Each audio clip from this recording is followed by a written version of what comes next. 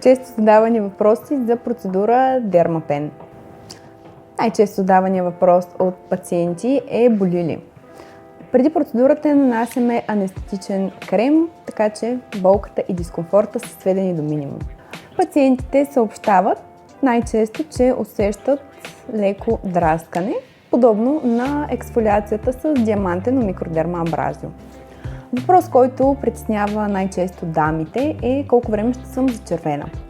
Обикновено зачервяването очумява до 24 часа, ако спазвате стъпките от протокола за грижа, които ще ви дадем след процедурата.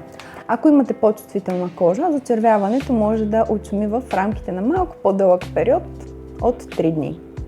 Леките зачервявания, които ще имате, по никакъв начин няма да попречат на ежедневните ви дейности.